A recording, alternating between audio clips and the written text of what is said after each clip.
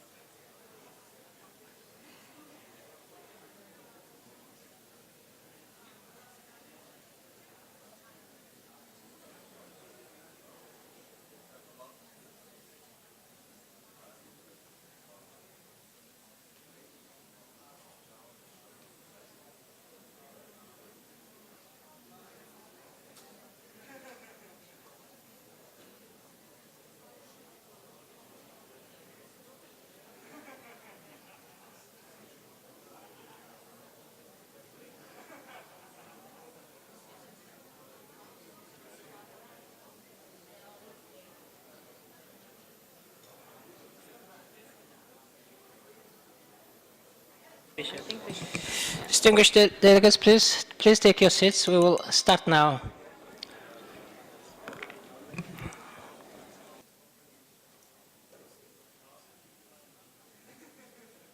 Just start reading before taking up. Yeah. So, before taking up to the next agenda item, I was informed that the Secretariat wishes to make the announcement. Ms. Mia Mikic, please. You have the floor. Thank you, Mr. Chair. The Secretariat would like to request the distinguished delegates wishing to make statements to register their names with the conference officer on duty. A copy of the speaker's form should be before you. If not, copies can be made available to you by conference officer on duty at your request. Please also provide a written copy of your statement to the conference officer in advance to assist the Secretariat in the preparation of the draft report that will be presented to you for consideration and adoption on the last day of the committee session, which is this Friday afternoon. The statement will be returned to you immediately after photocopying. I also wish to bring to your attention that any formal delegation needs to submit an official letter of accreditation from their seat of government, which is normally the Ministry of Foreign Affairs. Delegation members who have not yet submitted such a letter are kindly requested to arrange this letter to be sent before the closing of the committee.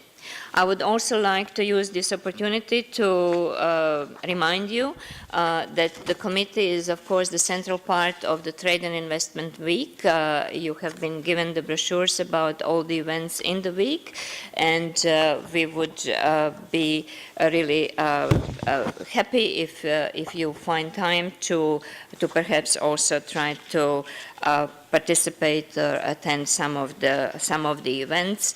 They are taking place tomorrow as well as on Friday. The last event is with our partners, OECD and UNIDO, presenting a report on integrating Southeast Asian SMEs in global value chains. But between Friday and now, we have another several workshops and events that would be of your interest. Of course, focusing on the theme of this week's deliberations, which is on non-tariff measures. And I hope you will find those of interest, of course. So with that, thank you very much, Mr. Chair, for giving me the floor. Thank you, Ms. Mikic. We will now commence our session on agenda item 2, Asia-Pacific Trade and Investment Report 2018, which consists of two parts. A, review of recent trends and developments, and B, implications of rising protectionism, including trade wars, on regional trade and investments.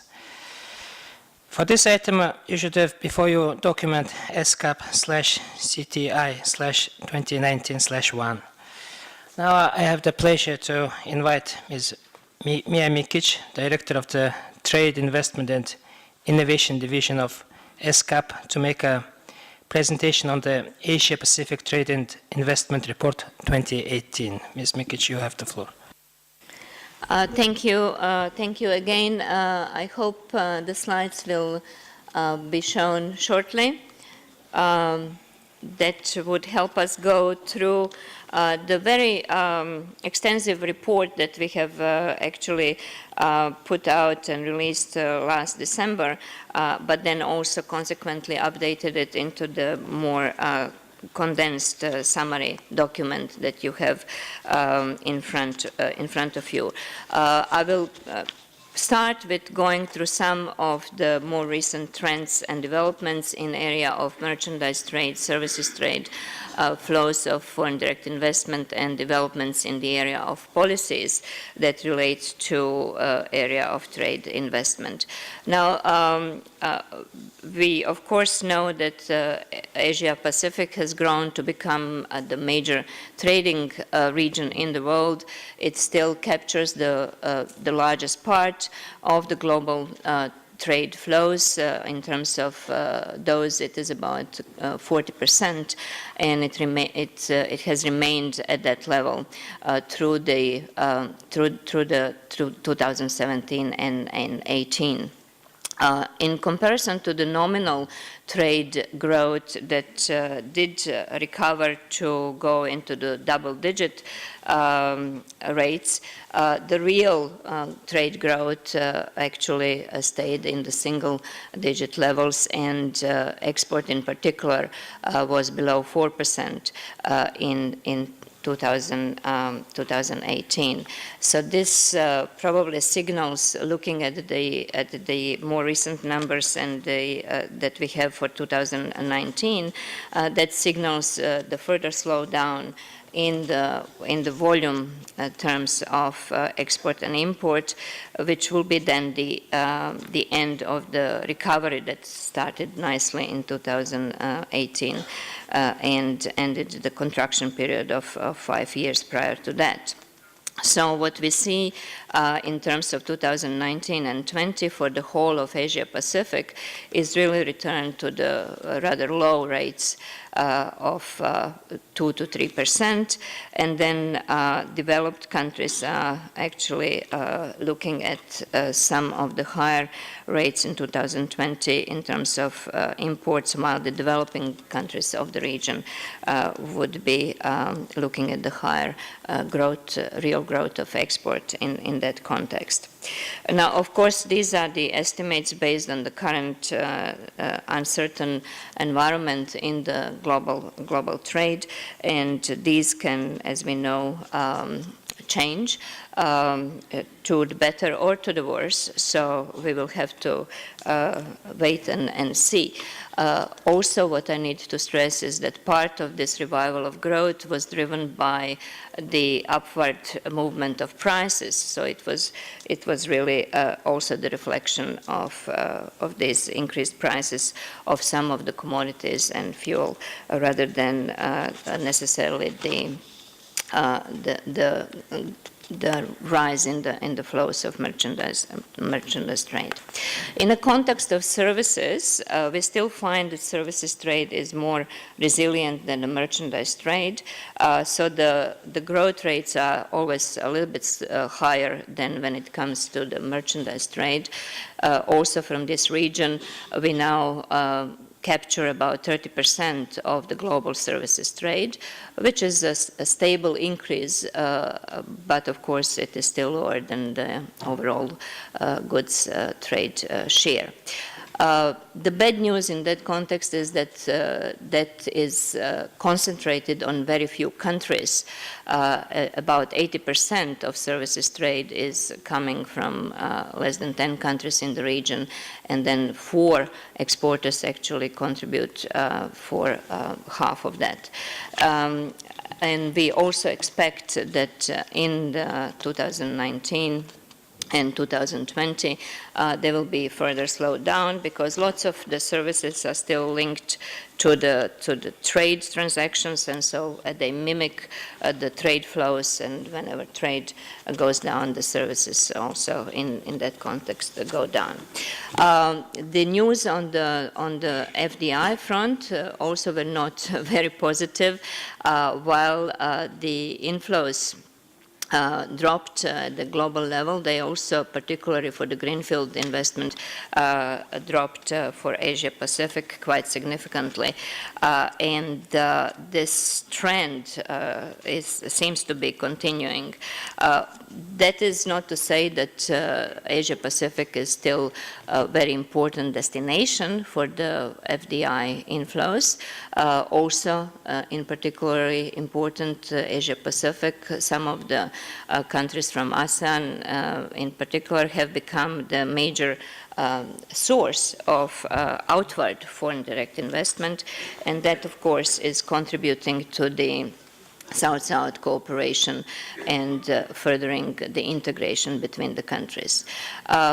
Still, again, as the trade FDI is also concentrated on the smaller number of countries, in particular in East and Southeast Asia, and this picture is pretty much stable across a longer period of time.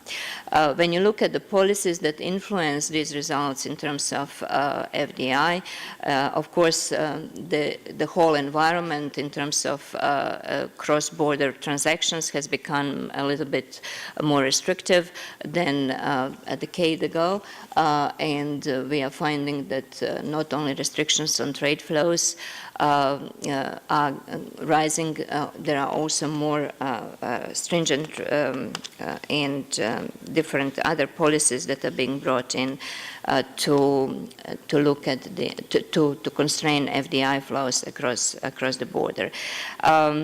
What is welcoming is that there is a shift in terms of the sectoral focus for the FDI, and of course looking at the agenda of sustainable development and the need to be more environmentally responsible, that shift from the natural resource exploitation into different sectors is very much welcome.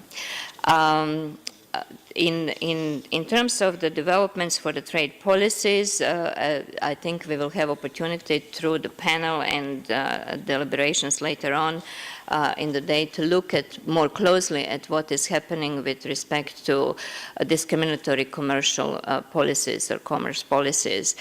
We find that, of course, Asia is not only a target of such policies from the other countries in the world, but also is itself imposing restrictive measures at the increasing rate.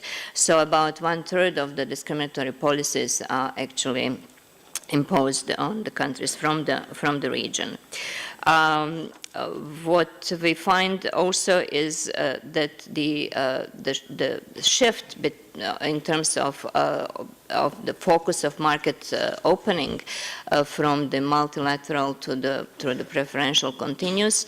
So in the last 2 years, we have seen about 20 new free trade agreements, many of them at the regional level rather than bilateral level, being put in place through signature or enforcement.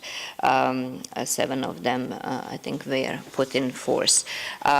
Again, the concern for us is that in many of the cases, these preferential liberalization trade and investment agreements are led again with countries that already have captured quite a lavish part of the regional and global trade. They come from the countries in East and Southeast Asia.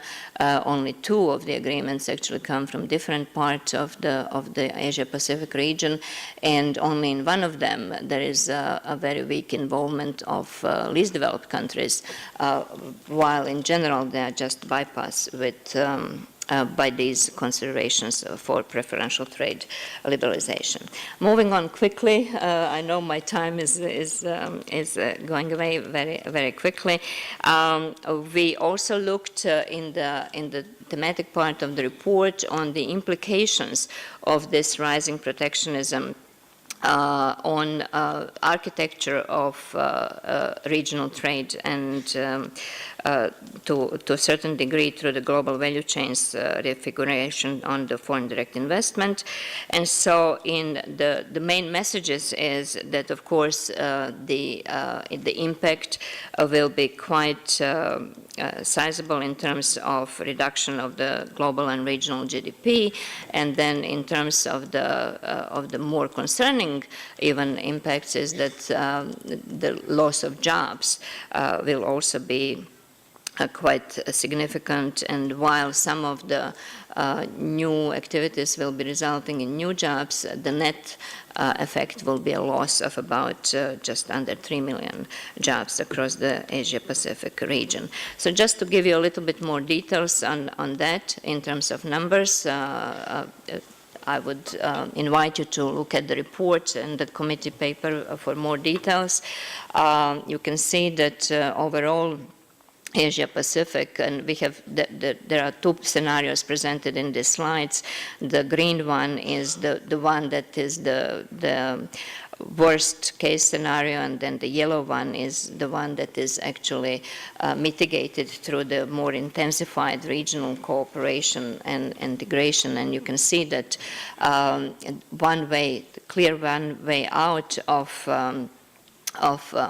for the Asia-Pacific in general, but also for definitely most of the regions, sub-regions, is to try to buffer the shocks that are emanating from the global economy or from some of the trading partners in the rest of the world, with the more intensive trade and investment within the region. Now, of course, that doesn't change the picture in terms of loss of GDP and loss of jobs, and of particular concerns that the jobs that we have estimated being lost first and most will be unskilled, and some of them are also from the sectors that do employ women and other more vulnerable groups. So in terms of the reconfiguration of the value chains and connectivities between the regional economies, what we have looked at, of course, is the role of China as the hub for the assembly and the global value chains in the regional trade, that of course then feeds back into these more adverse effects when the demand from China is being reduced. given the restrictions that they face in terms of export to the rest of the world. So with some of the modeling that we have adopted for the report, what was found out that while in general and on aggregate the losses will be there, some of the countries will benefit, and so there are opportunities for some of the countries in the sub-region, particularly in Southeast Asia, to benefit from the current situation. In particular, what you see from the picture, it's in terms of manufacturing, trade, and labor-intensive sectors. It would, of course, be Vietnam and to a degree Indonesia, while in terms of the more higher technology and more sophisticated sector, we, of course, look at Japan and Republic of Korea of picking up some of the activities there. The problem with this picture is that the shifts that would need to actually be done through the foreign direct investment in reallocation of these productions will not be happening unless there is more permanent change in the trade relations, and then of course in that context, while that would trigger this change in the supply connections in the region, it would also, on the other hand, create those other negative effects that I mentioned. So in summary, what we have also stated in the report, it is very important to reaffirm to the values and commitments through the multilateral trading system in terms of it ensuring predictability and stability for the trade and investment actors in global and regional level. And we definitely support the role of the World Trade Organization as holder of that system through the continuous negotiation and consensus seeking at that forum. Recognizing that primacy of the multilateral trading system, we also recognize the importance of deepening of the regional integration. Of course, we welcome all the initiatives that are happening already in the region that seek to further cooperation and integration among the economies and to improve the investment, trade, and business environment. One of the ways that we are actively engaged in how to do that is really to reduce the trade costs that remain high for many of the economies. And to do that, we have many initiatives leading countries towards simplifying and making trade processes and procedures cheaper, and through that, of course, they would enable larger trade, which then can benefit more in the societies, and those gains can be distributed in such a way that we really take care of the motto that we work under, that we don't want to leave anyone behind.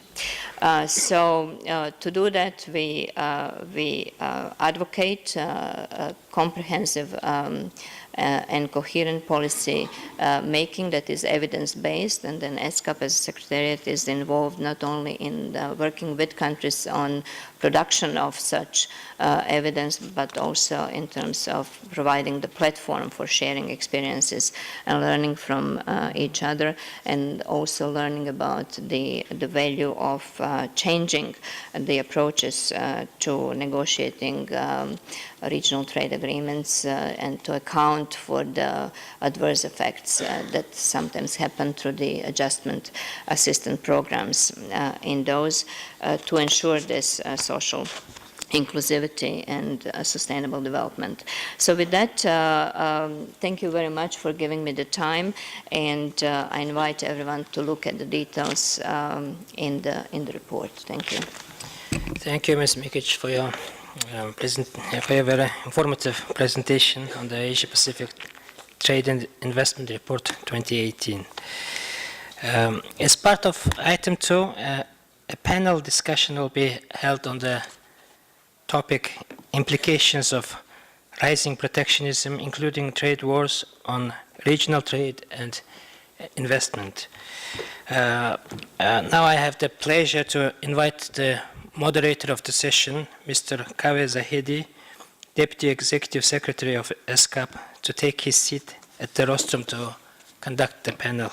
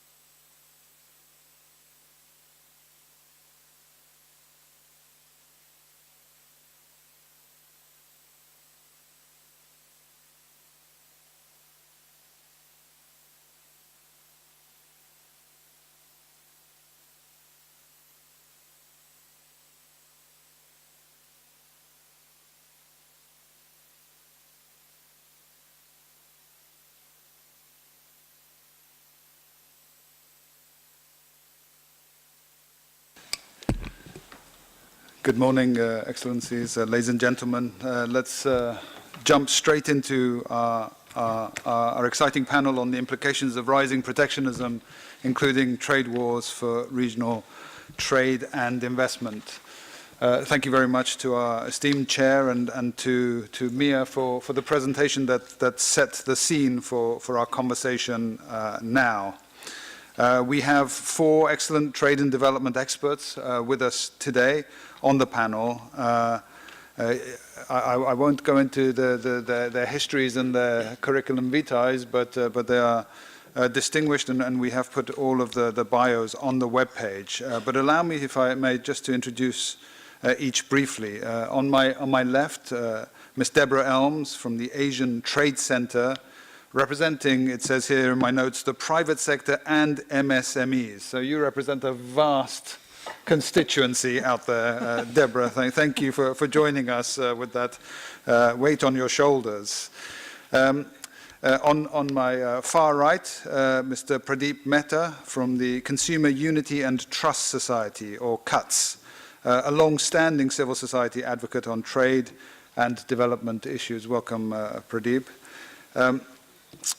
On the far left, Mr. Ian Mitchell from the Centre for Global Development in the UK, here to give us insights from Europe and dare we say, Brexit.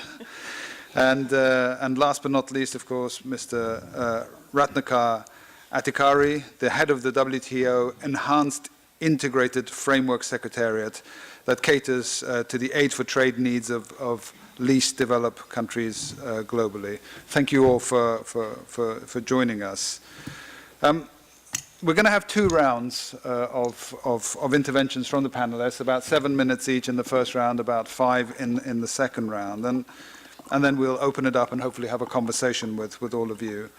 And let me first ask the panelists to give their take on the implications of what Mia presented to us, of the rising protectionism, the trade tensions for the region, and how it reflects in each of their specific work areas. And then we can dig deeper in some of the other areas. And Deborah, if I may, allow me to start with you.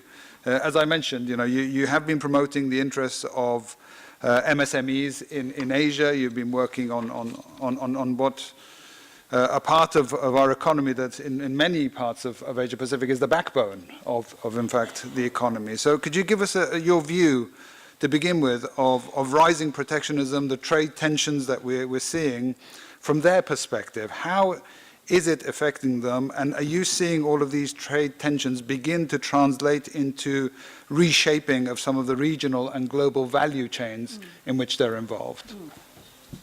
Thank you very much. Those are some fantastic questions. Let me just explain how I have come to represent so many small businesses first, because that is an odd title, I suppose, to have. In the Asian Trade Center, we're based out of Singapore and have been running the ATC for the last 5 years.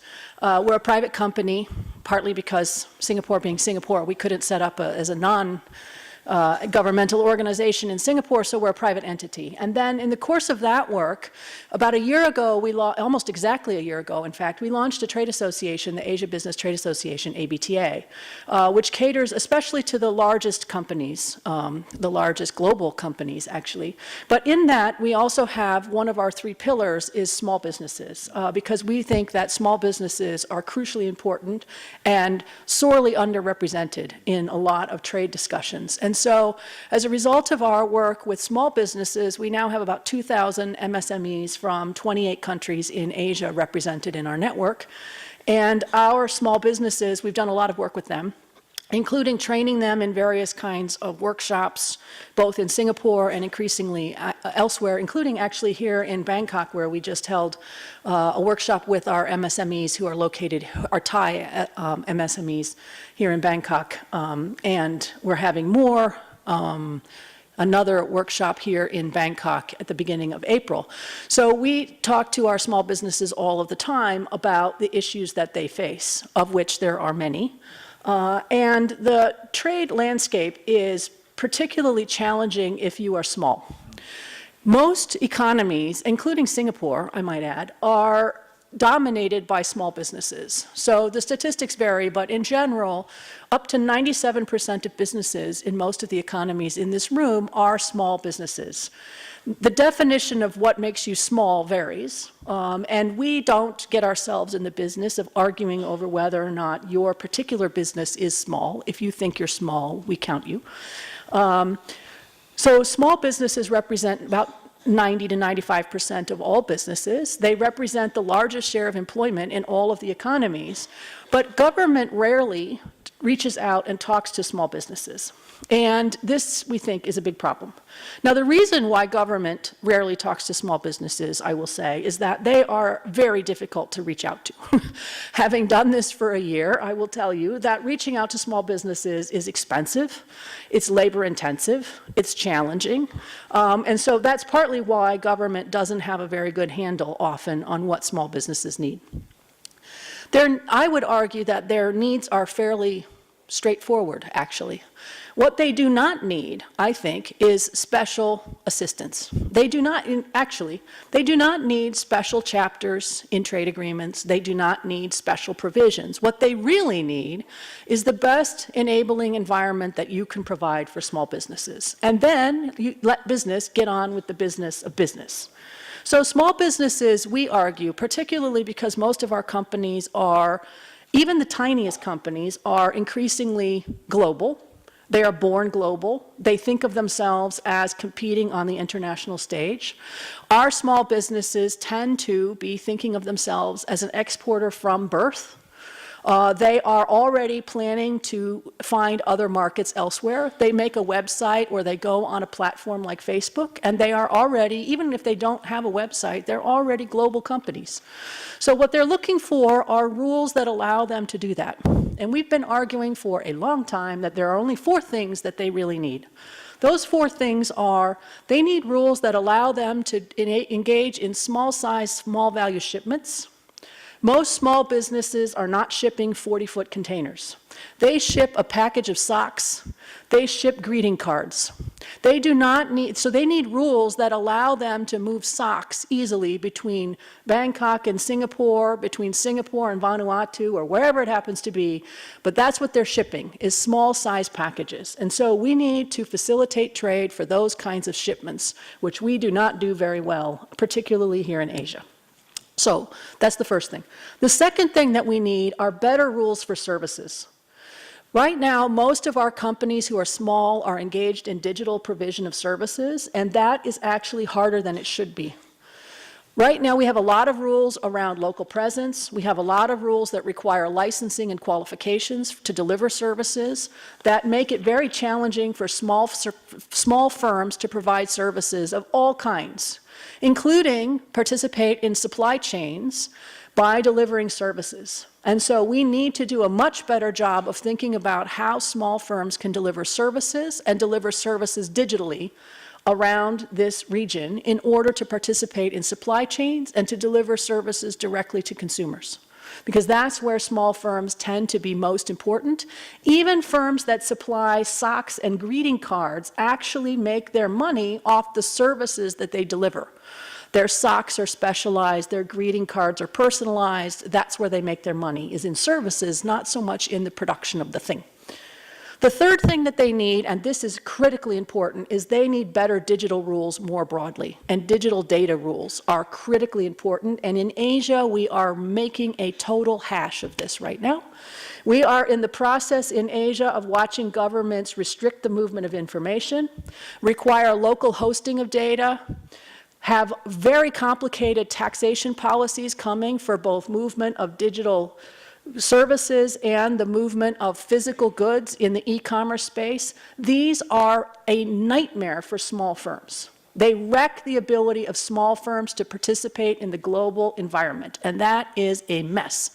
So I urge you to please stop that and make it easier for small firms to participate in the digital economy by moving information. And the fourth thing that they need is they need to get paid. This is something that we often overlook, but it doesn't do us any good if we open up shipments for goods, if we open up digital services, if we let information flow, and at the end of the day, a small business cannot get paid for their goods and services. The whole thing was pointless. So we have to allow small businesses to actually get paid, and get paid in a cost-effective way. Now, I know many of you in this room are going to say, well, this is a problem because we don't all have bank accounts, we don't all have credit cards, et cetera. I get that. We are very uneven across the Asia Pacific. But the point is, if we wait until everyone has identical services in all of the countries in this region, we will never let small businesses flourish. So what we need to focus on, in my view, is allowing small businesses to flourish today with an eye towards creating rules that work for the future. So we need to think about what are e-payment systems that work today, including systems that work for all of the region, not national payment gateways, not blockages on movement of payments, not expensive systems for small businesses, but payment systems that let small firms get paid for their goods and services, or you will never realize the promise of that sort of micro multinational, or that firm that is born global or born regional. And without that, those small businesses cannot take advantage of what is becoming an increasingly difficult environment for them to trade. And since trade delivers more benefits faster to small firms than anything else, that is the way that we have to solve many of these problems. So let me stop there. Thank you.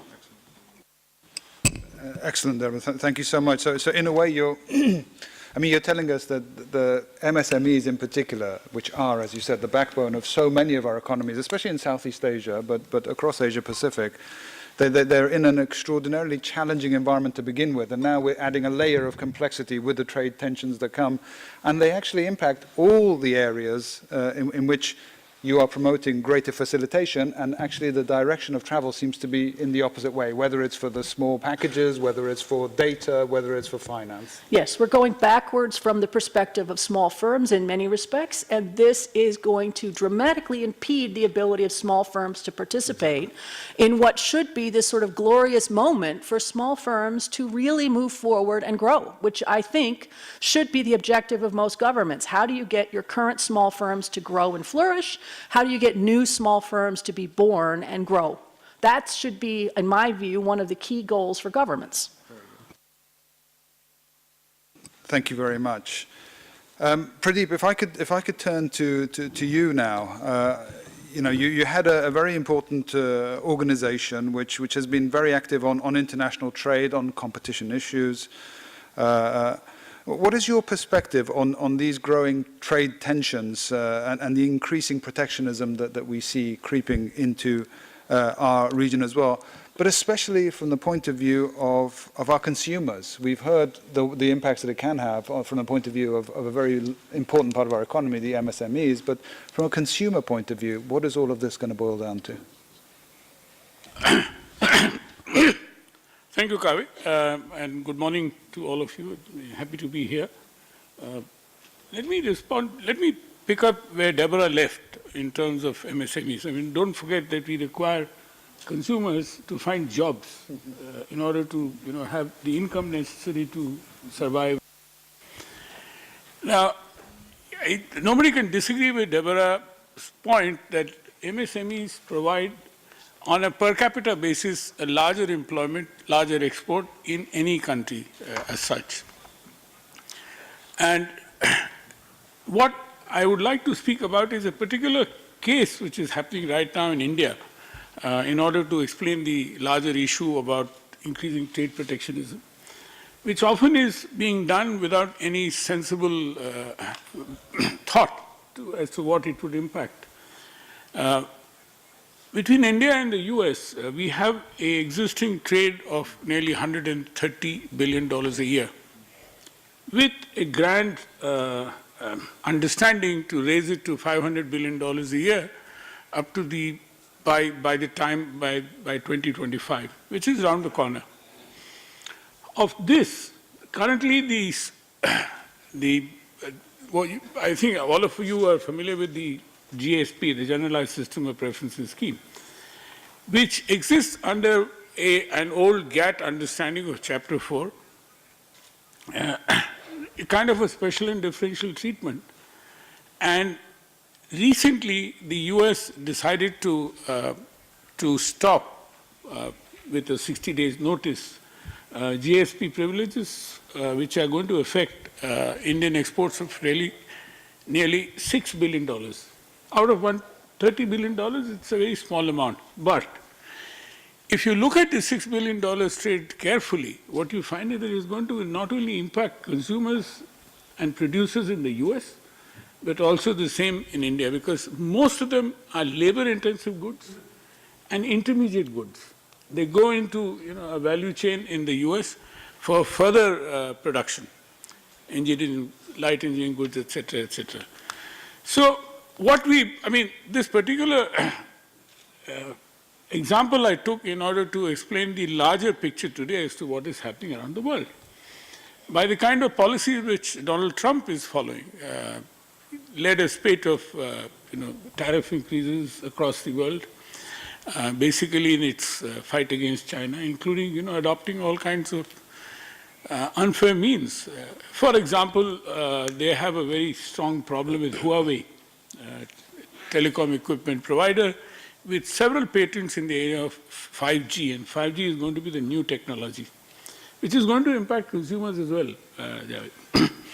What the US has done is to ban Huawei, including talk to its allies not to use Huawei's equipment. But I don't think many people are convinced that Huawei equipment is going to become a kind of a spy or anything.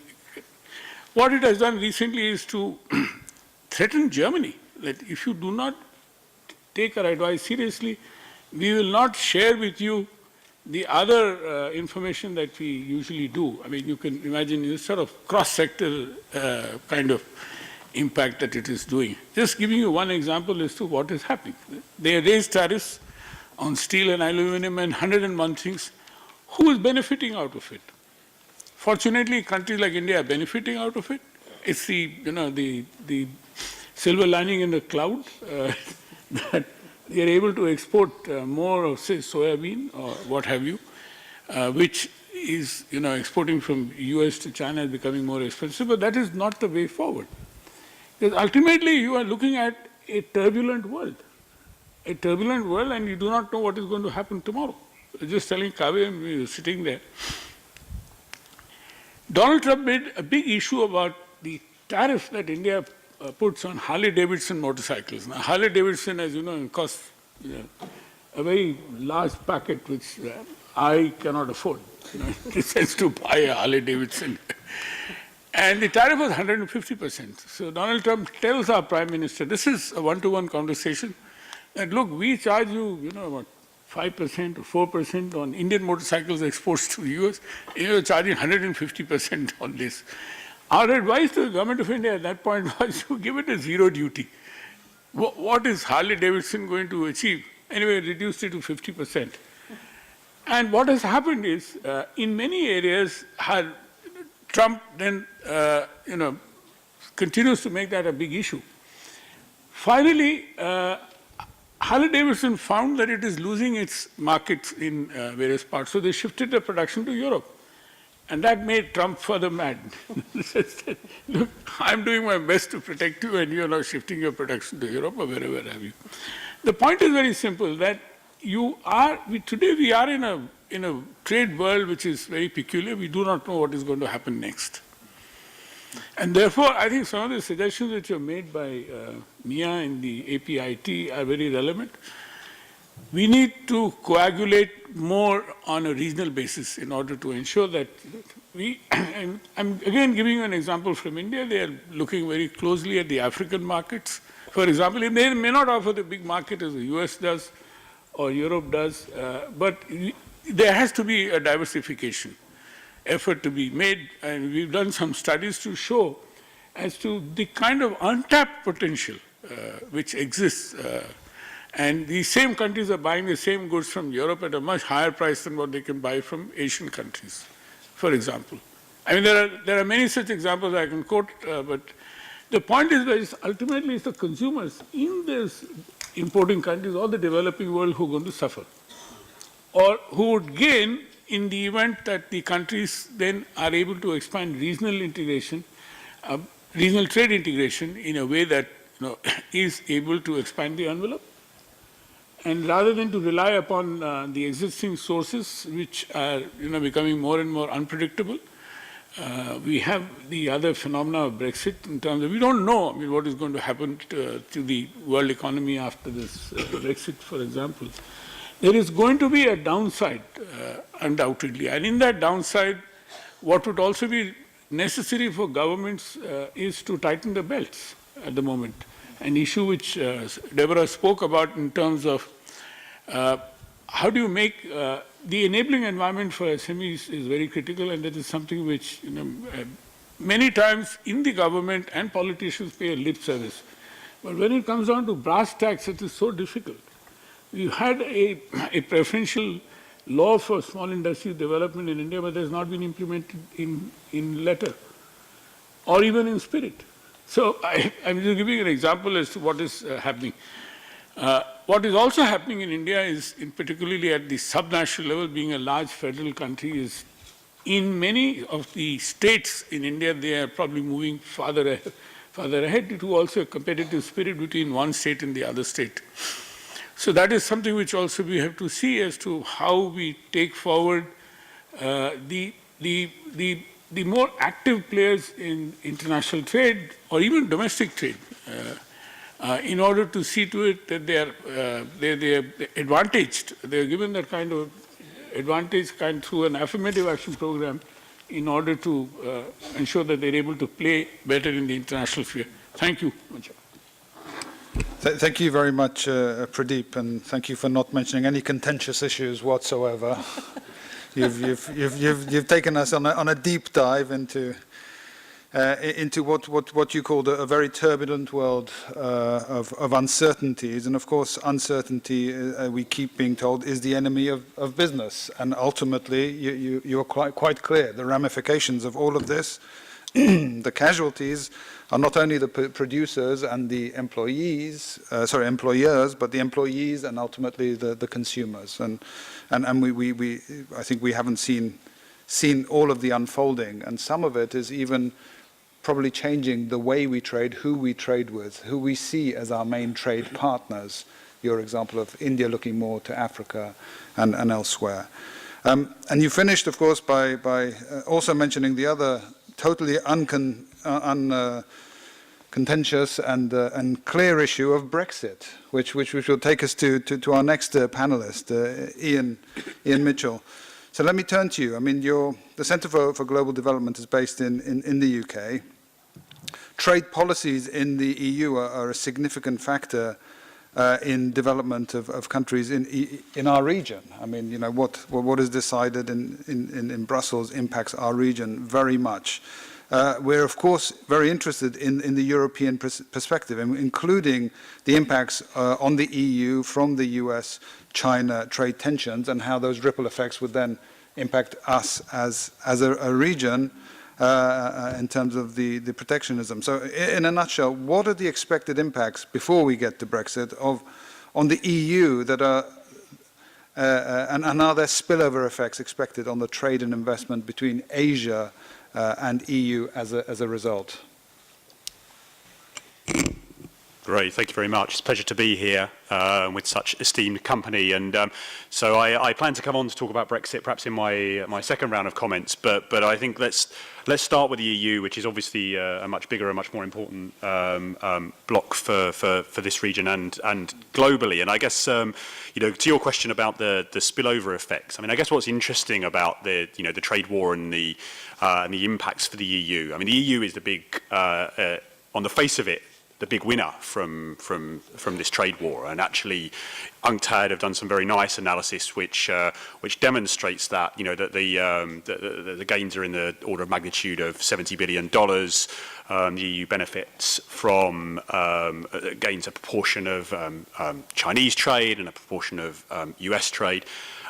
They're relatively small in the context of the EU's overall trade position. They're only about 1%, and there are much bigger proportional gains potentially for other countries. But I think it's interesting that it's clear that the EU's position is not to be positive about that, and actually to recognise the wider risks to the system and to try and address that. And I guess it's having observed the EU trade policy over a period of time and analysed it, I mean, we at the Centre for Global Development, we're interested in what powerful countries do for development and sustainable development, and the EU's trade policies on the whole are pretty positive. So we talked about the generalised system of preferences, and the EU's everything but arms and its rules of origin are relatively generous. If you look at the tariffs particularly and which countries they are scored against, then the poorest don't face tariffs at all. So already I think the EU is a global leader in that respect, and that comes up in our work. So in terms of how it's responded to this crisis globally, I mean, I think it's defended its interest, as you might expect, with some reciprocal tariffs. It's put in place some safeguards, but it's also instituted legal proceedings at the WTO. And I think the use of the WTO legal process is important. I guess it's also reaching out regionally to advance its trade deals, and there are at least two in this region in terms of Vietnam and Singapore. The EU recently has mentioned its ambitions to do a broader trade deal. And if you think about the EU's existing market and the trade deals it already has, then if it can move ahead with striking those deals, then the single market and the EU members will the market they will benefit from will be arguably pretty much the largest in the world. And so I think the EU does see the opportunity to move ahead on bilateral deals while other countries are stuck in difficulty. But as I said, it does support the multilateral trade system, and in particular, it's formed a trilateral partnership with Japan and the US to understand and share concerns about technology sharing and about what's determined to be the public sector in WTO rules. And separately, it started a dialogue with China on WTO reform. And I guess one of my kind of takeaway messages is that I very much admire the efforts of colleagues here to progress trade integration on e-commerce, on paperless trade. These are important issues to bring prosperity to our respective countries. And that needs to be done with the support of a WTO that works for people and that people understand. And I guess that is where the challenge lies. And hopefully between that trilateral process that the EU has started and the bilateral process with China, it can identify reforms that are actually going to work. I just wanted to finish up with some reflections on the EU elections coming up. And of course, the EU has faced its own challenges on economic integration. And I think it's interesting that I guess in Europe, the focus hasn't really been on trade integration. That hasn't really received the same spotlight. So, you can see the single currency in Greece as a challenge to the EU on economic integration. Italy, is challenging the EU's current fiscal rules. Brexit, I'll come on to argue, is largely about the free movement of labour. Those are all issues of economic integration that are being met with nationalist resistance. And so those challenges exist for the EU. I think as you look at the elections coming up, the current polling suggests that the nationalist coalition will move from something like 37 seats out of 751 in the current parliament to 60 seats out of 705 in the forthcoming one. So that nationalist tendency is still growing in Europe. And so even though I think the EU is playing an important role in the multilateral system now, it's not completely impervious to those pressures. So I think my takeaway messages are, I think the EU is playing a constructive role in the international system, but it has to improve and change and make sense to people. And I guess as you make progress on paperless trade, e-commerce, digital issues in the region, then I would encourage you very much to explain those changes to people, to take the time to explain them to the layman in the street. And I think that will ensure that you can benefit from the gains and maybe mitigate some of the risks. Very good. Thank you so much. So there are, in a way, from what Mia presented to us, what we've heard from the panelists, there are a few silver linings, and one of them seems to be that there are some short-term gains that within the European context, but it seems that they may indeed be short-term, because the movements, the political sentiment, actually, even within the EU, is quite similar to what is now what triggered it all coming out of say North America, and we need to watch that and be careful. I think it's interesting that you finished by saying that whatever you're doing, cross-border paperless trade, etc., explain it to the people. And I think that speaks to the issue of maybe a world moving on faster than people can adjust to it, and that triggers the pullback that we've seen, the political pullback in many quarters. Ratnakar, if I could turn to you to sort of bring this first round to a close. Ian mentioned WTO a few times. You are based in Geneva in the WTO Secretariat. Your program is dedicated to supporting the LDCs, our least developed countries. You yourself, of course, from Nepal, an LDC and an LLDC, right?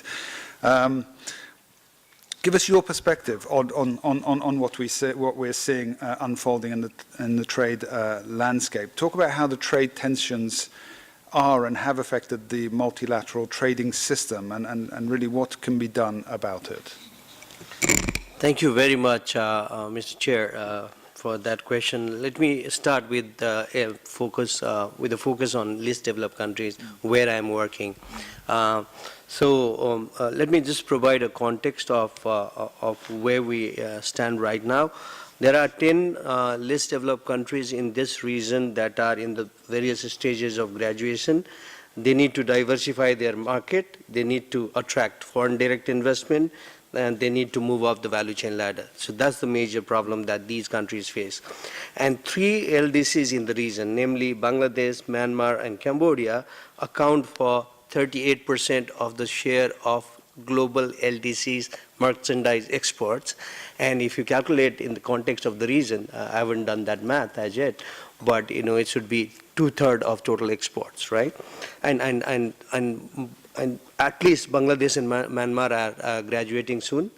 Then what will happen to the LDC share of global trade, and particularly even contributing to the to target 17.11 of SDG, which talks about doubling the share of LDCs export by 2020. The large number of LDCs are still dependent on commodity exports, although many of them have now diversified into manufacturing sector as well, notably the example of Bangladesh and Cambodia. And most of the regional trade integration arrangement, and this is a point emphasized by Mia also this morning, which can provide a buffer against this protectionism, bypass LDCs. So that's the kind of context that we are facing. So what are the implications? Implication is that the diversification efforts of less developed countries, both in the intensive margin as well as in the extensive margin, is halted. Those that are dependent on commodities will find it challenging to expand their export opportunities, because even within the region, I mean, there's a huge market potential within the region, but the challenge, as Mia pointed out this morning, is this 1/3 of the discriminatory measures are applied within the region. So that is a major challenge these LDCs will face in terms of diversifying within the region. In the context of region, it depends on what kind of product you are talking about. If you are talking about agriculture product, it's basically the non-tariff barrier. If you are talking about manufactured product, it's the tariff barrier that is still high for LDCs. And some of the countries in the region have provided duty-free, quota-free market access to LDCs to a significant level, but that level is not enough for LDCs to be able to meaningfully utilize those preferences. FDI is already declining, and this protectionism will further hasten the process. So what can be done? This is the third point that I want to mention, is that the trade has to be made more inclusive. I mean, when we talk about trade, we have to talk about trade in the context of sort of inclusive trade, in the context of macro level inclusive trade, where you include all the countries, leave no country behind, and leave no LDC behind. That should be the inclusive trade, at the macro level. Of course, at the micro level, it is important to, include micro, small, and medium enterprises, women, youth, and others in the trade sector. But in the context of the countries, leave no one behind should be no country behind should be the policy. So point number one, strengthened multilateral trading system, point made by Mia. I couldn't agree more. But then their LDCs cannot be a silent bystander in the entire discussion that is happening at the multilateral level. They should also make their voices heard. The RTAs should be made more inclusive. Regional trading arrangements should be made more inclusive. And more importantly, what LDCs should do is to identify new sources of growth. Not only relying on the exports of goods, but also services, and possibly in the area of technology, and particularly the digital technology. For that, two things are required. One is the domestic reform in the area of investment promotion and trade facilitation, for example. And second is the concerted effort, not only from LDCs, but from development partners, including through the Aid for Trade instrument, to address their supply side constraints, so that they are in a position to sustainably, not only graduate, but also to diversify away from their sort of dependence on few commodities or few export items. Thank you very much, Ratnakar. The panel is being super disciplined. They're even coming in under the amount of time given to them, so we're going to have plenty of time to chat further. But let's maybe thank you first of all for also bringing back to us the context in which we are, in a way, operating. I mean, we do have the Sustainable Development Goals. The world has set itself very high aspirations in terms of development, and you're quite right. The core of that is leave no one behind. And I like your concept of leave no country behind. Obviously, that falls within the same sentiment.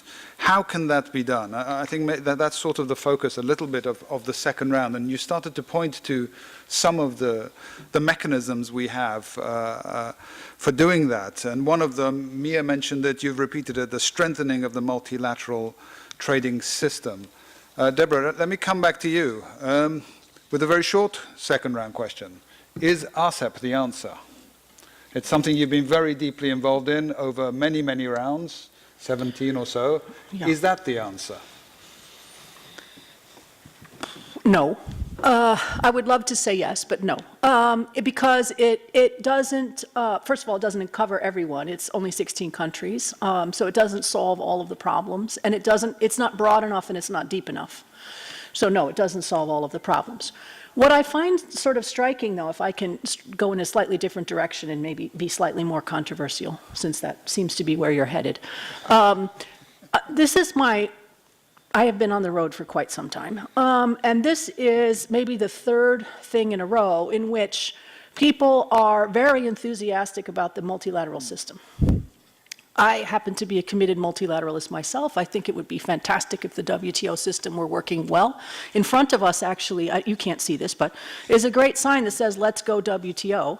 I find that sort of interesting because prior to the last 3 meetings, I can tell you that I have not had a single company, not one, that has come to me and said anything about the WTO. Not a single company. And that's a bit striking. And in fact, not only have I not had a single company come and ask me, at least prior to the launch of e-commerce negotiations, which has gotten some companies a bit more interested in the WTO multilateral system. Not only have I not had a company interested in the WTO, I've actually had the opposite. I've had companies who have abandoned the system, who have said, why don't we think about a world without the WTO? What good is it? Why are we fighting for a multilateral system? And I'm going to say to you, that is the context in which most of you are now operating, which is while you seem to be very enthusiastic about the multilateral system, and I understand why, and it's very important, et cetera, the business community appears to have lost interest, lost faith, lost hope. I don't know what they've lost, but they're not interested. And so this, I think, is a real challenge. What do you do when the business community seems to have moved on from the multilateral system? And yet, you are sitting in rooms like this one talking about why it's so important and why it needs to be inclusive and why it needs to cover LDCs and why it needs to be reformed at the margins using language that is utterly uninteresting to business. And so if I were to be controversial, I would say to you, we have a disconnect, and a real disconnect, between people who are very enthusiastic about the multilateral trading system and the things that it can deliver, and what it is that the business community and forget consumers, we'll just talk businesses, are interested in, or what they think they're interested in. And so unless we can bridge those gaps, we are headed for not let's go WTO, which this picture in front of me is saying enthusiastically, but something entirely different. So let me leave it there. Thank you very much. I think it's you know, it is a question that needs to be asked, and if the business sector, if MSMEs, if all of them are also somehow jumping on the bandwagon that's moving away from multilateralism, then clearly the multilateralism needs to be rethought and recommunicated, also as Ian had mentioned earlier. But of course, the opposite of it is also quite a scary scenario, right? A free-for-all, a race to the bottom in many areas. And Pradeep, let me come to you, because you know if that happens, we saw from the report that Mia presented that bilateral tensions can affect a lot of people, and ultimately, all of the ramifications are on people. The globe, the aggregate might not look huge, the numbers might not look huge, but ultimately they are on people. And we're sitting in a region where social protection is very low, right? We invest something like 3 or 4% of GDP on average on social protection versus over 20% in the OECD. So people can't afford to lose the jobs. People can't afford to transition. They can't even afford to get sick. So all of these trade tensions have major implications for people. Pradeep, what are the sort of most important complementary policies that governments should now prioritize in this context, in this environment, including in terms of directing foreign direct investment, I guess? At the end of the day, how do we mitigate some of the impacts that we're beginning to see unfold? Thank you. Kaveri, I mean, you asked 2 different questions and conflated them. It's a very difficult answer to give. I mean, how can you direct FDI policy to address social protection issues in the country? It's the government's job. And let's not forget that when you're looking at the developing world, which most of us in Asia are, we have resource constraints. And this is something which you have to manage to the best extent possible. What is important is that the kind of trade liberalization, if it is leading to higher job losses, then what is the kind of protection which you will do? number one. Number two is what is the kind of retraining or reskilling which will have to be done in order to ensure that the labor doesn't get displaced. As I said, a very large number of things. Something which I wanted to mention earlier when Deborah spoke about small businesses selling greeting cards or socks on an e-commerce basis, selling abroad. We did a study on de minimis, for example, across various countries, and the standards vary from country to country. That is something which can help SMEs, for example. I mean, there are policy measures which can be done if somebody can bring them on board of the policymakers in order to. This is one example that I'm saying. Now, in terms of FDI policies, you are of course going to look at FDI policy which will help you to move on a sustainable development agenda. This is what Mia spoke about, and is something which then may not be necessarily in the control of the host country. The investment will come where they find the investor company, the private sector company, finding sufficient profit margin rather than to get into projects. Let me give you an example. Water utilities, for example. What the developing world definitely needs is more and more FDI in infrastructure. Roads, ports, water, electricity, etc., etc. There is an infrastructure deficit across the developing world, including in LDCs. Now, if there is a market for any of these, then the foreign player would only come in if, in case they see that there is a sufficient profit that they would get. Let's not forget that the same country is competing with the same, for the same FDI going into a better environment. Even today, US is expanding its infrastructure in a big way, or at least has plans to do that. So in the event that the same investor finds US a better market to invest in infrastructure, why would it go to Bangladesh? And so on and so forth. I mean, I'm not taking Bangladesh as an example, but to say that, you are, as a country, you are competing for foreign direct investment in the area of your needs across the world. There's tough competition. And for that, of course, there are various factors which are important in terms of, what is the kind of stability you are providing, good governance, etc., and you can go on. This is not the place to talk about that. But the important point which has been made by Mia in her report, as well as otherwise, is the kind of downsides of trade liberalization, or the downsides of the trade wars and trade protectionism. That requires a very conscious policy on the part of the government, including through the efforts being made by regional organizations like ESCAP, World Bank, ADB, etc. Let's not forget that the regional multilateral development banks also play an important role in this kind of thing. And what is the kind of loaning that they do or grant making that they do is important. EIF, for example, as Ratnakar represents, is also helping LDCs to move up the ladder in terms of their capacities on various issues like this. So there has to be some kind of concerted effort. My only complaint is, or if not a complaint, my only observation is that quite often these efforts are not convergent. They're not integrated at all. So each agency has its own thinking and priorities, and then they go ahead in this way.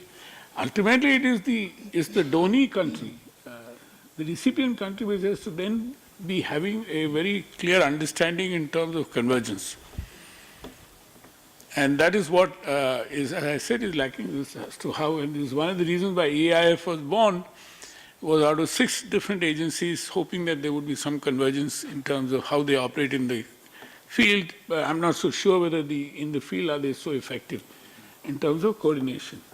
They still, we still have this kind of disconnect among various things. So that, after all, there is little money. One must understand there is a resource constraint even with foreign donors or foreign investors or what have you, or even revenue generated by that particular country in terms of.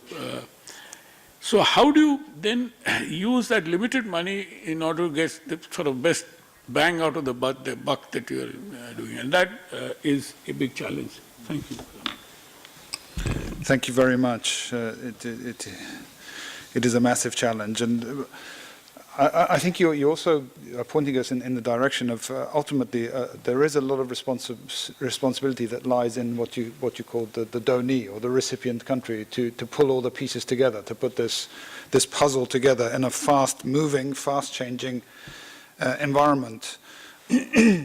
Ratnakar, I'll come to you in a moment, but let me continue with you because Pradeep mentioned also the retooling, the reskilling, and part of that is the need for capacity building and technical assistance. That's on the increase. That's certainly not on the decrease. And I know that you support regional integration in this respect, in trying to help raise the level of capacity in countries, especially in LDCs. Could you maybe talk us through a little bit of this element? How, in a way, by building the capacity, the retooling and reskilling, by providing a technical assistance, you're trying to build, to some degree, not just capacity, but resilience into these LDCs. So could you talk us through that? Thank you very much. I mean, resilience is the key, I think, yes. And thank you for bringing that up. Before that, I just want to respond to something that Deborah mentioned. Of course, you might have heard of business enterprises saying, let's not go WTO instead of let's go WTO. But that's not the impression that we get. I mean, the discussion during the World Economic Forum and the business dialogues that are, being organized on different occasions, we see there's a lot of enthusiasm and a lot of hope in a way for the multilateral system to work for the interest of business. So, I mean, of course, it depends on the sample size that we are taking, but we can discuss about that. And WTO, after all, is a member-driven organization. It is as good as the members are. So, I mean, if the business enterprises have problems, then it is they should bring it up to the members, and then they should then discuss in Geneva. Anyway, just one point that I wanted to make just before starting to respond to the question, resilience. So, in order to promote resilience, what is required? The aid for trade support that we provide. Let me start with this. Pradeep mentioned this, and this is a very important point. The limited amount of support that we provide, we have invested $237 million so far in 47 countries. How much that comes to? Of course, I mean there are a few beneficiaries which have received more. There are a few which have not received a significant amount of resources as yet. That is not going to solve all the problem. What is going to solve the problem is that there has to be a commitment, as you also have highlighted, Kavi, from the government side to take ownership of the trade and development process so that they can use the aid for trade resources not only to invest that into sectors of importance for which we have a mechanism to help the countries to prioritize this their interest based on the diagnostic work that we do and called diagnostic trade integration study, which identifies priorities, and based on that the government decides what are the sectors in which they are going to invest their resources. Number one is that. And number two is that it is important for the countries themselves to work hard to mobilize additional resources, right? So that's where the partnership is very, very important. As Pradeep mentioned, 6 agencies came together to support LDCs, and these agencies are actually partnering to the extent possible to provide targeted support to LDCs, and they are co-funding some of the projects. I'll just give you a few examples. Not in Asia, but in Africa, in a number of countries, we are working very closely with International Trade Center on what is known as their Sea Trades Initiative, the women economic empowerment kind of initiative, right? So there we are contributing half the resources, ITC is contributing half the resources. But going beyond that, I just want to give the example of 2 countries in the region starting with Cambodia, where we provided them a support of $1 million for strengthening the value chain of cassava sector. They came up then, after the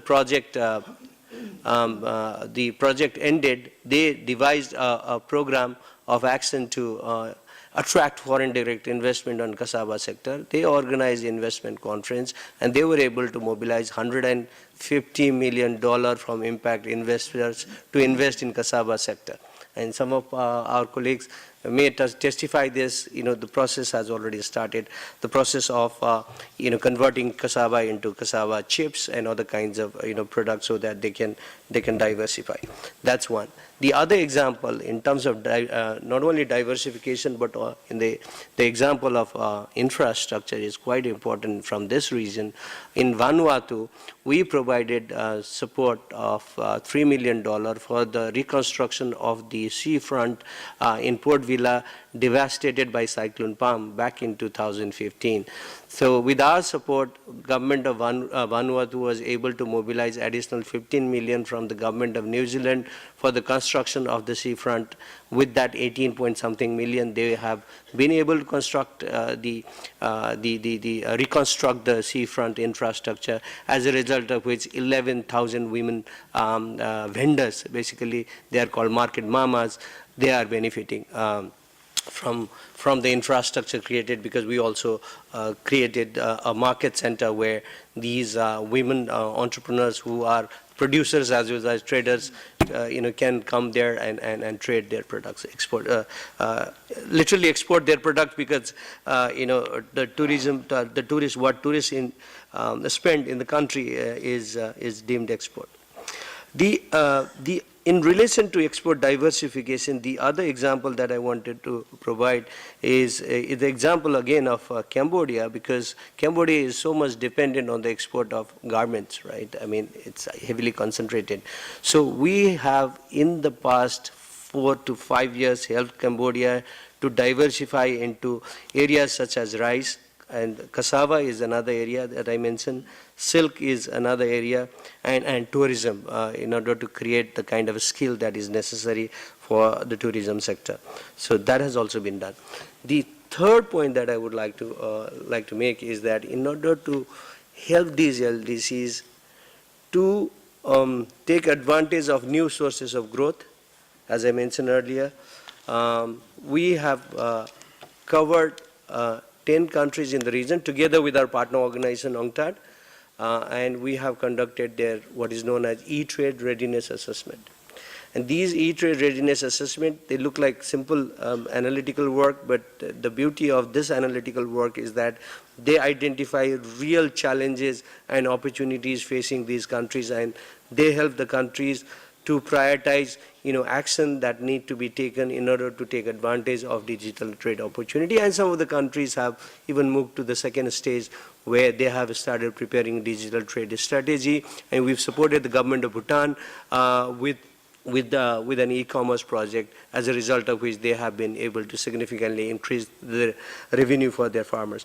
And the final one relating to digital trade, digital commerce, is the paperless trade project that we are doing together with ESCAP. Thank you.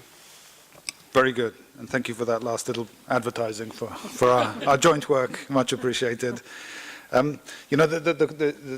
guess the discussions we're having is lends itself to the question if we need to go beyond the e-trade readiness assessment and begin to look at sort of the trade war readiness assessment of many of our economies. And that nicely brings me to you, back to you, Ian. I have here in my notes, and I'm going to quote it, "Brexit is another poster child of the backlash against economic integration." In many ways, I guess that's very true. So, I don't think you have a crystal ball. I'm not sure that we can ask you to tell us what's going to happen with Brexit, but maybe we can ask about a scenario. What happens if there is a no-deal Brexit? And from a very selfish point of view, can the Asia-Pacific region gain? Great, thank you very much. And Deborah mentioned earlier that we're sitting here looking at a photograph that I'm hoping we can get up on the screens, which is just at the end of Mia's slides. which is this is from the Houses of Parliament yesterday in the UK. From one of my colleagues took this for me, and I think what's interesting about this is, as I was going to make exactly the point that Deborah did, which is that you don't hear anyone talk about the WTO, and you don't hear anyone defend it, or it's not part of day-to-day life in most countries. Now, the irony of this poster is that this is a pro-Brexit poster. This is the people that want Brexit to be followed through on, and they're holding up these posters to reassure people that there are WTO rules that we can rely on. And I think, even though that's ironic, I do also think that there's something in that. It's taken something, something of the economic magnitude of Brexit to get people to understand what the WTO offers, and I do think that's a big challenge. In a sense, that's one of my major takeaways is even when we talk about the US and threatening to leave the WTO, I think it's we don't really talk about the fact that would be a really poor move for the US. That would basically allow every one of the 168 WTO members to put up any tariffs they liked against the US, and we don't hear that discussion happen in our country. So I do think there's something about explaining WTO most favoured nation, and explaining these things. Let me try and answer the question you've posed about no deal. And I guess what we're seeing in the UK is, and there's a tendency and a temptation to be light-hearted or to find the UK situation embarrassing. And certainly as a Brit, I feel that and hear that a lot. But the reality is, there's it's an extremely divided country between those that believe in the economic integration of the EU and those that feel as though the biggest democratic exercise the UK's undertaken in 50 years, gave a clear result that we wouldn't be part of that. And that tension is playing out every single day, and it's manifesting itself, in paralysis. So I think, where are we at the moment? Yesterday, the Prime Minister put her deal to Parliament. It was rejected by a significant number of parliamentarians, and usually a defeat of that size would result in the Prime Minister having to resign, but these are not normal times. So what will happen next? The UK is very likely, MPs will vote today, and they will likely say that they would like to avoid no deal, but that relies on the EU granting agreement to an extension of the EU's exit process, and so the UK will likely request that in a vote on Thursday. Whether the EU grants that, I guess, depends on what it thinks will happen in that extension period and how long that extension period is. So let's spend a moment on no deal. It's difficult to understand what the probabilities are. I think for the UK itself, moving to a situation, we'll find out today. The government will publish the tariffs that it intends to levy, with 16 days to go. So the notice for business is not great there. I guess I'd be surprised if it was much different from the EU's MFN schedule. There might be some reductions in certain areas. I think the common view is that will be disruptive both in the short term and the long term for the UK. The language you use around that is sensitive, and a lot of people tend to call that a catastrophe. I think personally that's too strong. I think that there will be very significant disruption in the short term. If we ended up under WTO rules in the long term, then our economy, the UK economy, would be significantly smaller than it would be otherwise. I think there's a question about whether a recession would be triggered. I think most economists think not. So that gives you an idea of what people are calling a catastrophe is not quite a recession. But other people think there will be. So in terms of the broader impacts of that, so the UK government has actually committed to replicate the EU's trade for development regime. So the thing that I spoke about earlier being something that is world leading in the EU, the UK is committed to replicate and to improve upon. So that is, that demonstrates the dichotomy of the UK situation, leaving a huge trade bloc, but also, wanting to be an outward-facing international country that is committed to multilateralism. So it hasn't articulated how it will do that yet. Whether it could, the utilisation rates of the EU preferences could improve, for example. That's an area it's interested in, and it's clearly held back by its capacity to cope in its trade ministry. But it's interesting that the ambition is there, and in fact, it's very likely that the everything but arms part of the GSP will be replicated, and probably the whole generalised systems of preferences. So there's sort of, the lowest income countries are protected to some extent. what we're seeing, though, the free trade agreements are unlikely to apply. I mean, some have been agreed and extended, but some haven't. So particular ones of interest here are Georgia, South Korea, Japan and Turkey. I mean, Japan is brand new, so I don't think that will have a big impact, but that's kind of 5% of the UK's trade that will fall out, or is covered in the trade agreement at the moment, that won't be covered by a trade agreement. And it's, I guess the wider lesson here is, you know, I don't think we're very used to integrating economically. We're not very used to unintegrating. And I think there's a real question for whether, you know, if a country decides it wants to slow down or go backwards slightly on its integration, whether that should be easier under the international system, because it's certainly not easy for the UK. And then just finally, I mean, I guess I alluded to this earlier. I think there's some contention about this in the UK, but if you look at the opinion polls at the time of the vote, migration was the crucial issue that people felt that they wanted to take control over. I think it's evolved a little bit now. I think it's now about trust in parliamentarians and willingness to follow through on the referendum. But certainly at the time, it was a free movement of Labour in the EU that was particularly difficult for the UK, and that was the thing that most people thought they were voting for with Brexit. So, and in a sense, that is still the challenge now. You know, the UK would probably like to be closely integrated with the EU. If you took Parliament's view, it would choose to be in something like you know, the European Economic Area, like Norway, but perhaps with a customs union as well. But the challenge with that, the EU's usual challenge, is that model comes with free movement, and there's an extra challenge for the UK of what to do about the border in Northern Ireland that you get in any other scenario, and those issues are completely unresolved. The vote at the moment, ironically, is just about the transition deal, not about the long-term trade relationship. I mean, there's some connection, but those are the key issues that need resolving, and I think we all wait to see what happens next. I think the one final reflection, to take it back to my sort of takeaway message, I think the takeaway message for me is, if you've lived in the UK for 25 years, you'll find that usually the government comes home from EU negotiations and takes a very partisan stance and says, you know, we got this from the EU, you know, our red lines were this. And I think we need to, you know, I think the lesson is to recognise that when you're sharing sovereignty, then it means shared decisions, and you need to go back to your country and explain those decisions, not to always point to the national interest. Thank you very much. And as you mentioned in your last intervention and this one, a lot of this boils down to communication. Are we communicating all of this with the people, with the consumers, with the business sectors in the right way, so that the reactions they may be the same, but at least they'll be more informed, understanding of what is at stake, as it were. All right, Excellencies, ladies and gentlemen, we've had some brilliant interventions and ideas from our panelists. It's time we have a little bit of time, so we can open the floor to any questions that the interventions may have prompted, or indeed any country statements. So let me open the floor.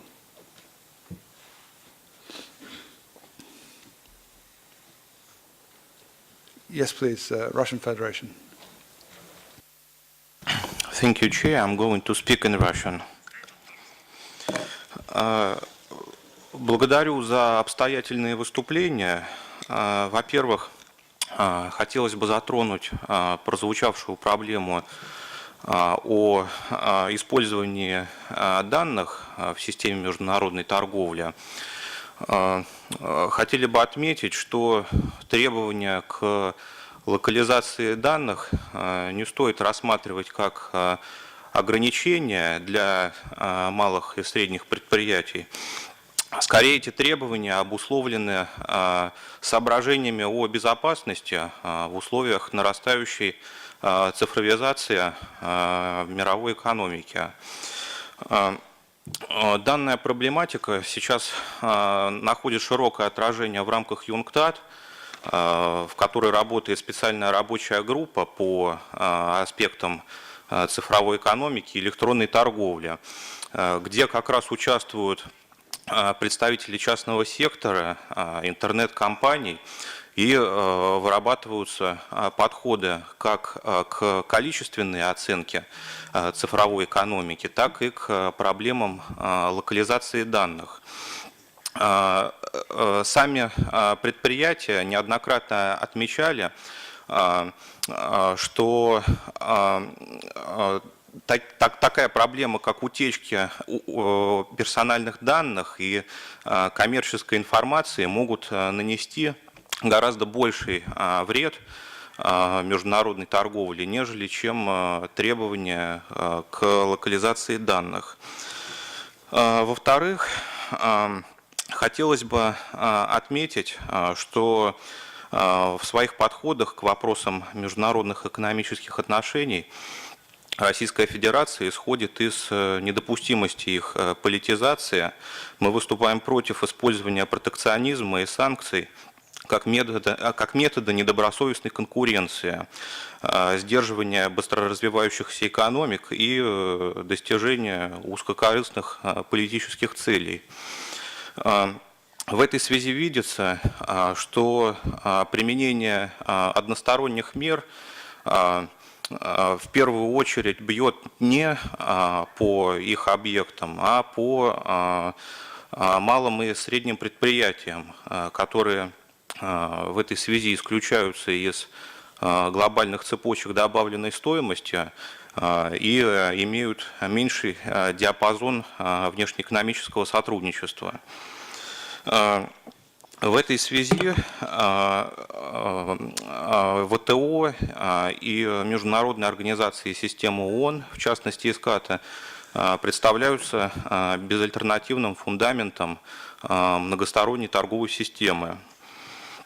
В этой связи хотели бы поблагодарить ESCAP, которая взяла в разработку актуальные проблемы в области международной торговли, такие как торговые войны и безбумажная торговля.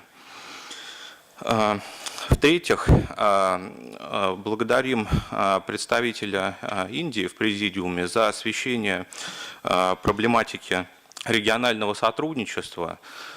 Действительно, в условиях нарастающего протекционизма большую роль играет выстраивание системы регионального сотрудничества, в том числе с использованием потенциала международных организаций. Хорошим примером этой работы является созданное под эгидой ESCAP рамочное соглашение по безбумажной торговле. Сейчас механизм только начинает набирать обороты, и мы подтверждаем свою готовность продолжать работу по созданию рабочих органов рамочного соглашения и, возможно, в перспективе участвовать в нем. Наконец, прозвучала проблематика торговых войн. Она широко освещалась в докладе ESCAP к настоящей сессии. И большую обеспокоенность вызывает изменение глобальных цепочек добавленной стоимости в результате торговых войн.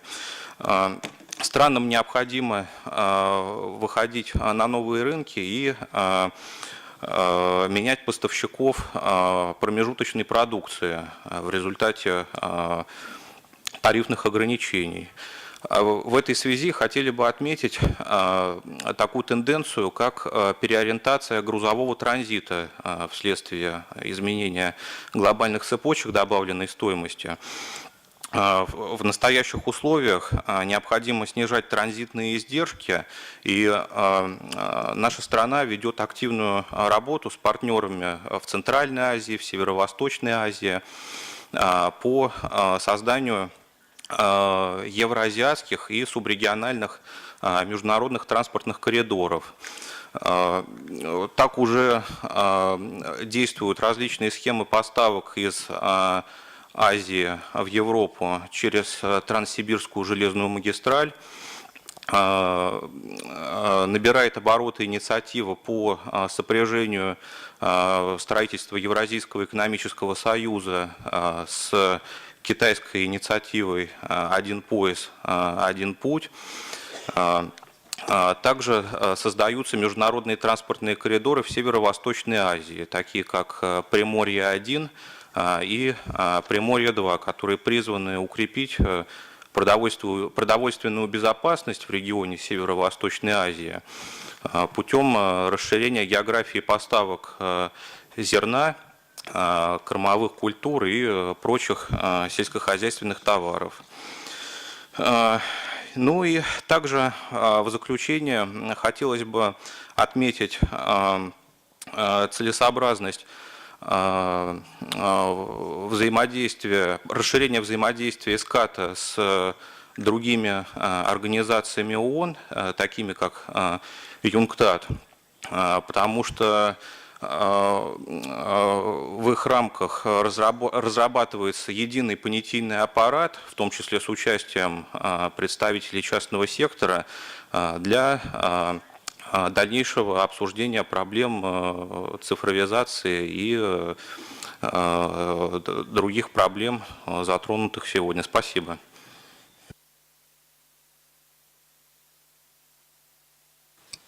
Thank you very much, distinguished delegate from the Russian Federation.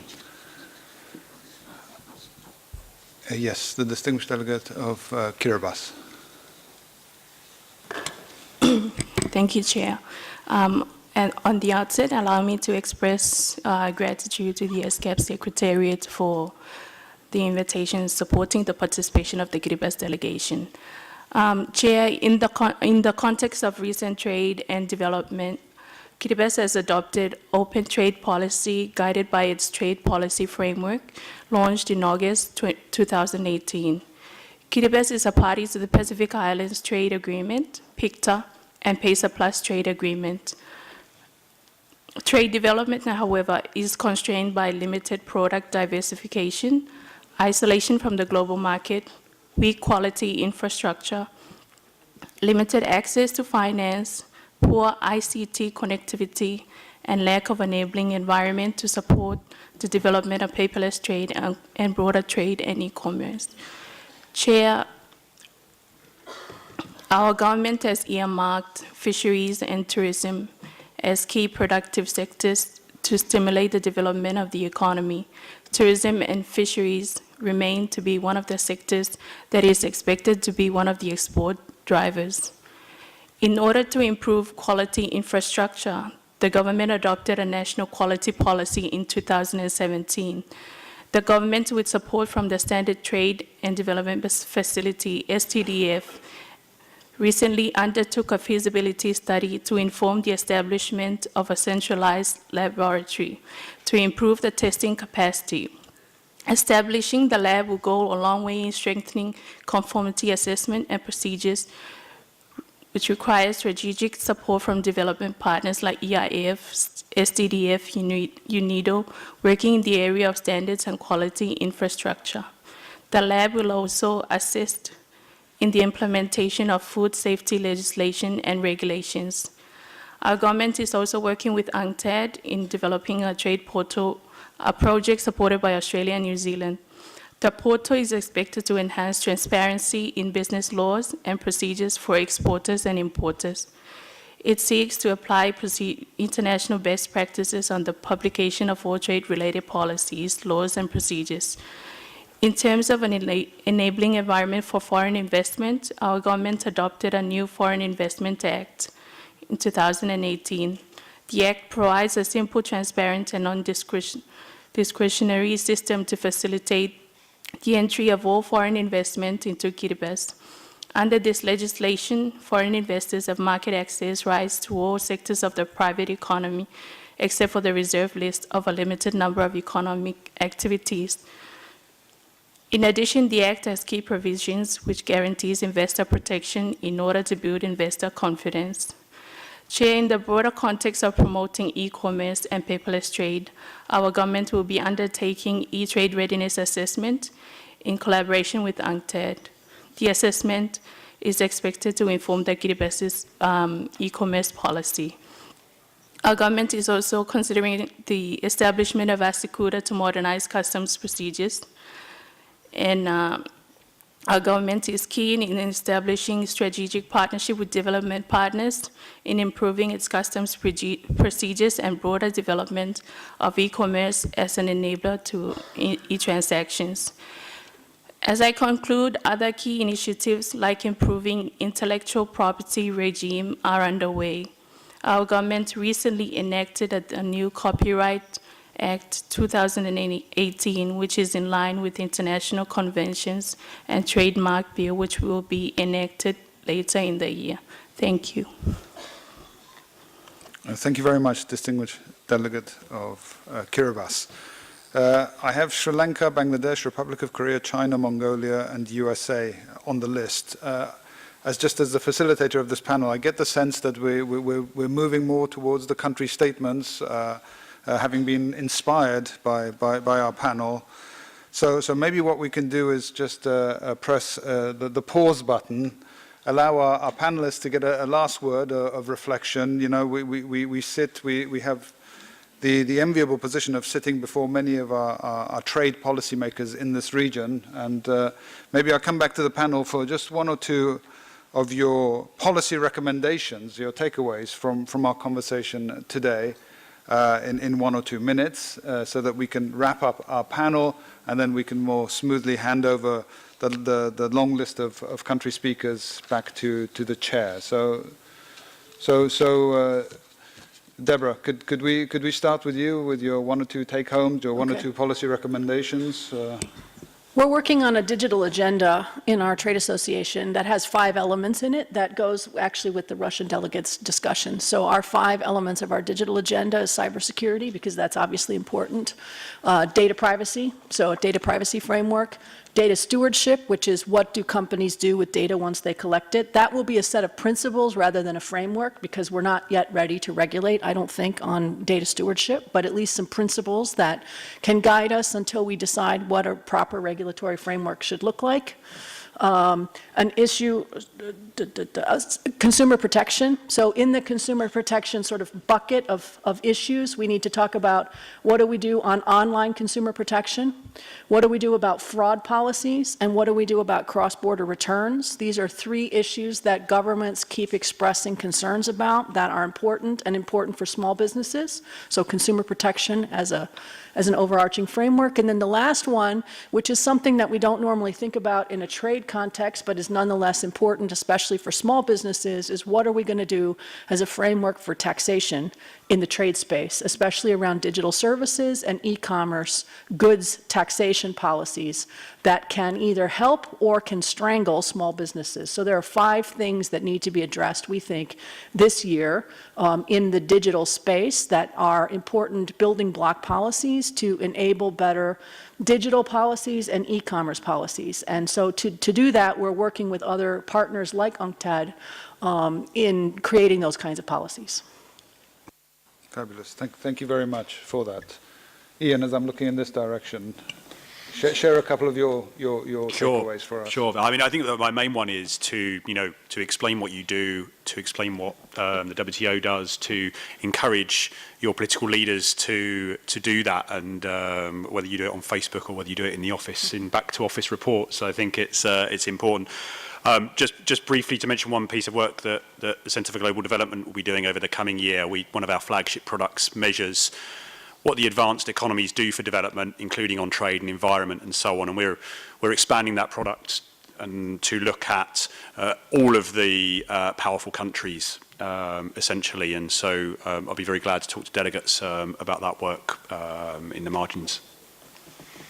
Perfect. Little advertisement there as well. Ratnakar, let me come to you. Thank you. Time for advertisement. Thank you very much. I did already. I am not repeating. And one piece of advertisement is not, I mean, in terms of agenda, leave no country behind. Let's repeat that. Okay, and then in relation to 2 points that I want to mention as a key takeaway is, some of the quick win reform measures in relation to trade facilitation and other things that can be done, I think they need to be undertaken. Some of them really don't require huge resources. They require, they can be implemented with a stroke of a pen. Given the fact that already 28 member countries of the region, Asia Pacific, have ratified the trade facilitation agreement, the multilateral agreement, and 3 more countries, I don't want to name them, 3 countries are yet to ratify, I think this is something that can be done quickly. The other quick wins in relation to trade facilitation are the single window facilities that do not require huge investment. We are currently supporting single window creation in two countries in the region. ASICUDA implementation for data, we are working closely with UNCTAD to support a number of countries, and if there is a need to support that kind of intervention in any of the LDCs, please feel free to contact us. I will be happy to do so. And the paperless trade, as I mentioned earlier. The other aspect is the digital agenda. Now, this is something that is important from the perspective of the fact that based on the solid analytical work that we've done on the ground, we are trying to support LDCs in 4 key areas in relation to a digital trade agenda. And this is precisely with the objective of helping these LDCs diversify. One is the e-commerce strategy. A number of countries are already preparing them based on the e-trade readiness assessment. The number 2 is the digital skill. That's really important, not only for the micro, small and medium enterprises, but also for women-owned enterprises. And this is a major agenda that we are pursuing, starting with South Asia. Then digital infrastructure is a third one, where the limited resources that we have may not be sufficient, as I mentioned earlier. So therefore, it is important that we have to mobilize the resources from various multilateral development banks as well as the private sector. And finally, the payment solution. This is very important in the context of the fact that many countries currently do not have the payment gateway, and they do not allow cross-border payment to happen, and that actually completely impedes the prospects of these countries taking advantage of opportunities offered by the global e-commerce trade of 27 trillion plus. Thank you very much, Ratnakar. Pradeep, offer us your closing thoughts. Thank you. What I heard was, and I'll probably strike a different path than what my fellow panelists have spoken about. Ratnakar went into details about the kind of things which are required to do. Deborah spoke about digital trade. And in terms of, there's one issue which I'd like to join issue with our Russian delegate here about data localization. It's a sensitive area. I mean, even in India, we have a very sort of huge debate going on as to how to deal with it. There are various vested interests also. Let us be aware of that, which are pursuing. And I would like to thank the Russian delegate for recognizing the issues that I raised in terms of regional cooperation as the best, one of the best ways forward, for the simple reason that the pendulum has shifted from the west to the east. It is the Asian century that we're looking at, and that is something which we must recognize rather than to resist that this is already happening. The economies in Asia Pacific, particularly led by China, Australia, Japan, India, large countries which are exported, becoming big markets. And therefore, Deborah, this RCEP, I think, is an important agreement. It's an important agreement in order to be a kind of a nutshell or a kind of, nest for coagulating Asia-Pacific countries around more expanded trade. Now, when I say that it is the Asian century, and if you find that we do not suffer from the same kind of symptoms as the West is suffering, if you look at Trump or Brexit or the Yellow Vests in France, a movement which is now going on to the US, have you ever heard about socialist presidents in the US? I mean, there are people who are contesting. I mean, the point is very simple, that people are rejecting this form of globalization which is happening in the West. And that is what we must recognize, that we do not have the same kind of tensions in Asia Pacific, generally speaking. I mean, there could be tensions at some local level or the other, which is all then helps us to look at economic policy making in terms of economic democracy in a far better way than what is already happening. And there, and I agree that WTO is an important tool for multilateralism. Somebody spoke about the US, the way it is behaving in the WTO, the appellate body. I mean, the core of the WTO is the dispute settlement system. That is why it is so effective. The appellate body appointments have been held up by the US, and I and former Director General of WTO, Pascal Lamy, we have both been speaking about the fact that you can have a WTO without the US. It doesn't mean that if you're outside the WTO, you cannot trade. You can continue to trade, except that you may not follow the same rules. But if you're going to hold a whole organization to ransom in this particular way, then what would it mean? I mean, it is not as if the US itself is not using the dispute settlement system. It continues to use.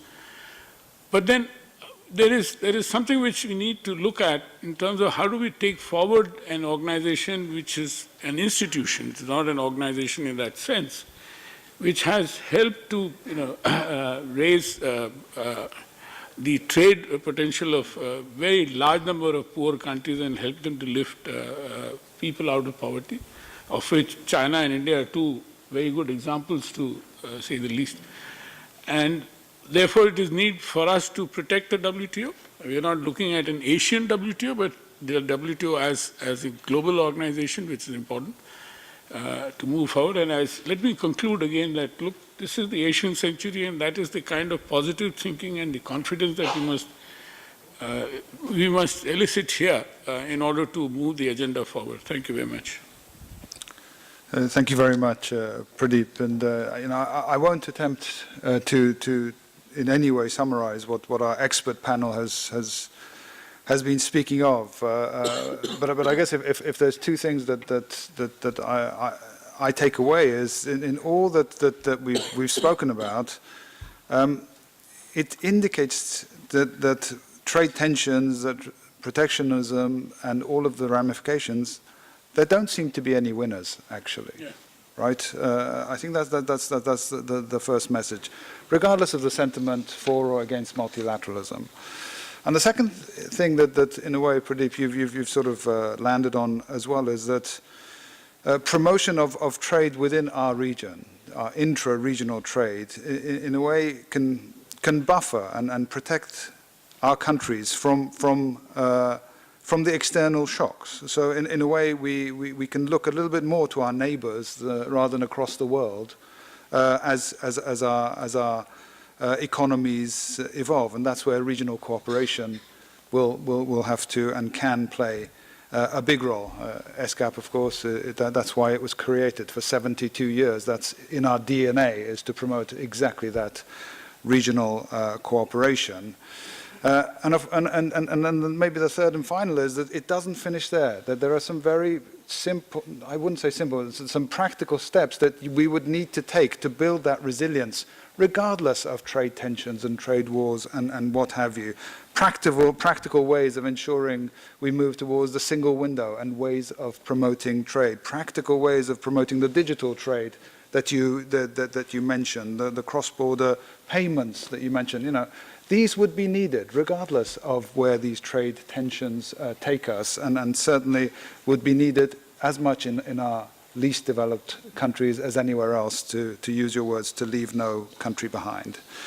So Excellencies, ladies and gentlemen, if I could maybe just wrap this up by asking for a big round of applause for our four wonderful panelists.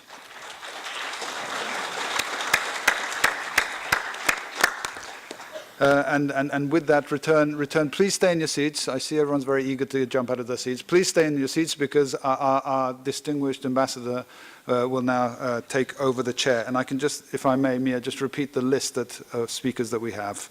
Sri Lanka, Bangladesh, Republic of Korea, China, Mongolia, and USA. I hand those to you.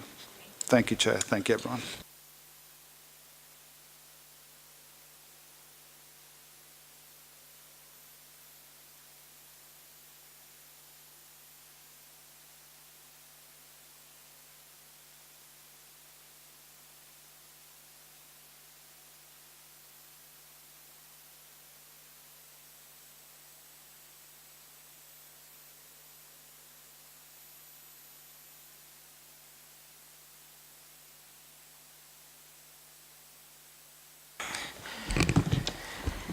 I thank Mr. Zahedi and all the panelists for the very informative session. And now, because time is 12 and the interpreters stop working at 12, I would like to declare the time for lunch.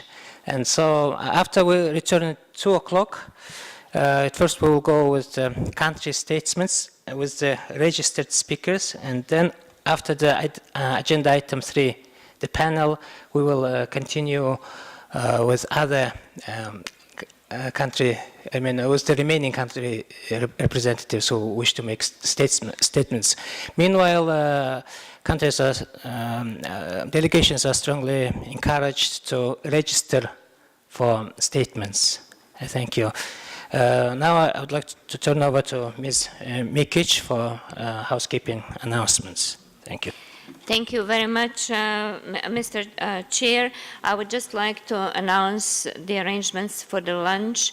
All the official delegates to the committee, those that have green stickers, kindly proceed to public foyer where the lunch is arranged for you. The observers and other present participants may avail themselves to the lunch in the usual places in UN ESCAP. We will resume sharply, Mr. Chair, if you allow me to say, at 2 o'clock. And as you said, we will continue with the registered country statements and then agenda item 3, after which new country statements will be taken. Thank you, Ms. Mikic. Now the meeting is adjourned.